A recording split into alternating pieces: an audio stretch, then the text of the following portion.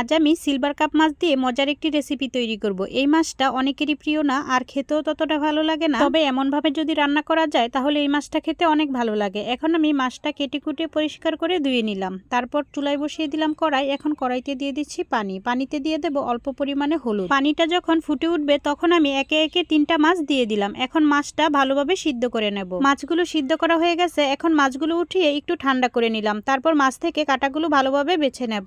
মাছের কাঁটাগুলো বাছা হয়ে গেছে। এখন আরেকটি কড়াই বসিয়ে দিলাম চুলায়। তারপর দিয়ে দিলাম তেল। এখন দিয়ে দিচ্ছি পেঁয়াজ কুচি আর রসুন কুচি। তারপর দিয়ে দিলাম স্বাদমতো লবণ। তারপর একটু নেড়েচেড়ে পেঁয়াজটা ভেজে দিয়ে দিচ্ছি হলুদের গুঁড়া, মরিচের গুঁড়া, ধনিয়ার গুঁড়া। তারপর দিয়ে দেবো মাছগুলো নেড়েচেড়ে মশলার সাথে খুব ভালোভাবে মিলিয়ে নেব। এখন দিয়ে দেবো কাঁচামরিচ। কাঁচামরিচটা দিয়ে মাছগুলো নেড়েচেড়ে খুব ভালোভাবে ভাজা ভাজা করে নিতে হবে। সব শেষে দিয়ে দেবো লেবু পাতা। লেবু পাতা দিলে খুব সুন্দর একটি সুঘ্রাণ বেরোবে। এভাবে মাছ রান্না করলে গরম গরম ভাতের সাথে খেতে কিন্তু দারুণ মজা হয়।